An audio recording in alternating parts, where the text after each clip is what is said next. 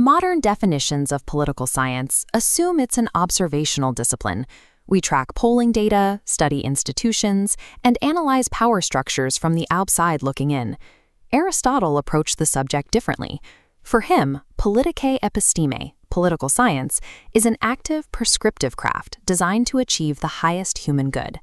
This tree diagram outlines Aristotle's three branches of science: contemplative, productive, and practical. Political science belongs to this third branch. Each serves a distinct goal. Contemplative science seeks truth. Productive science creates useful objects. Practical science, however, seeks good action. For Aristotle, the political scientist is a master craftsman, working with the medium of human society to engineer a system that produces the good life. Aristotle applies the same strict frameworks to abstract human concepts that he uses to map the physical world. He argues that the city-state, or polis, is a hylomorphic compound. It is a naturally occurring structure made of specific matter shaped by a distinct form. We can see how this works by looking at this structural schematic of a physical artifact, a clay cup. Aristotle explains the existence of any crafted object through four specific causes. First is the material cause, the physical clay. Second is the formal cause, the cylindrical shape that the clay is molded into. Third is the efficient cause, the potter whose hands physically shape the material. Finally, there is the final cause, the ultimate purpose of the object, which is to hold a beverage.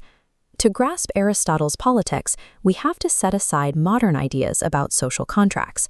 We must analyze the state exactly as we analyze an engineered object designed to execute a specific function. By transferring this four-quadrant schematic from a clay cup to human society, we apply the same structural analysis to the city-state. The raw material of the state, its material cause, consists of a specific territory and its population.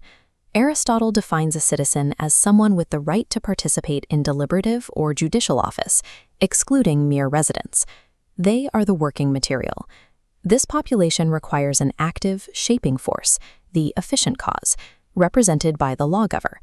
Think of a historical founder like Solon of Athens, who crafted enduring institutions and customs for his citizens, or Lycurgus of Sparta, imposing a distinct set of military and social laws onto his respective population.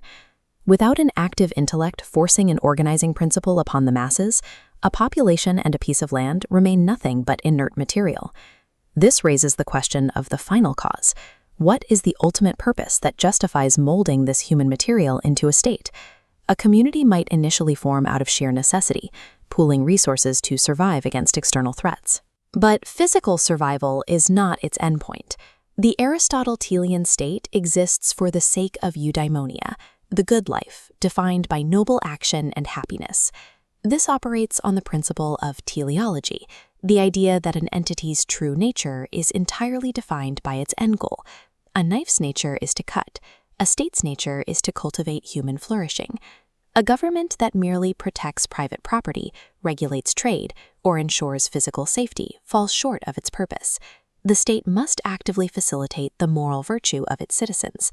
To achieve that final cause, the lawgiver implements the formal cause. For a state, the form is its politeia, or constitution, not a written document, but the immanent, organizing way of life of the citizens. Aristotle classifies constitutions using a 3x2 grid. The vertical axis categorizes rule by one, a few, or the many. The horizontal axis divides them into correct and deviant. Correct regimes, kingship, aristocracy, polity, serve the common advantage. Deviant regimes, tyranny, oligarchy, democracy, serve only the rulers.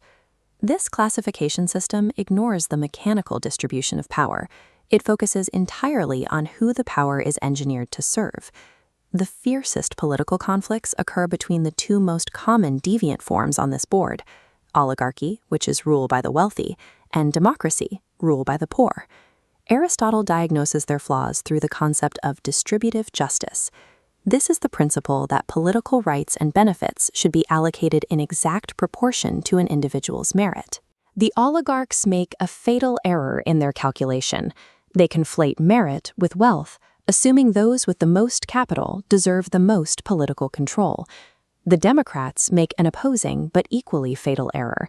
They conflate merit with free birth, assuming that because citizens are equal in their freedom, they should wield absolute equality in political power.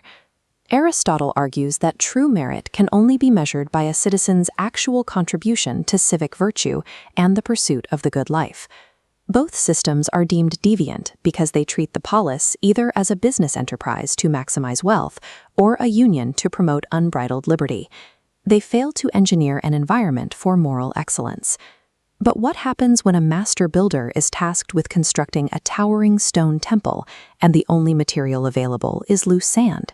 Returning to our four-quadrant model, we see what happens when the ideal constitution, the formal cause, clashes with a flawed, imperfect citizen body, the material cause.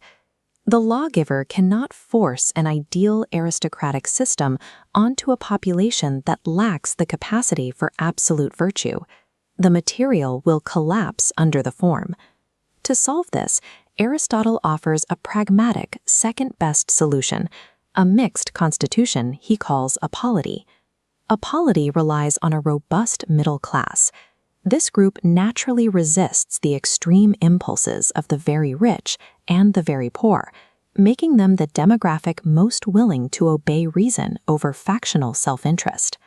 The master political scientist is a pragmatic engineer, analyzing the specific human material in front of them to build the most stable and just system possible under the circumstances. This completed model reveals the full scope of Aristotle's hylomorphic theory. Political science is a rigorous, practical craft.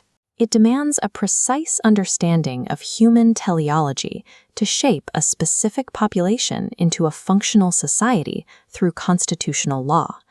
This analytical framework continues to influence thinkers across the modern spectrum, from conservatives and communitarians to Hannah Arendt. We do not read Aristotle today to pull a specific government structure off the shelf and copy it. He provides a diagnostic tool to audit our own societies.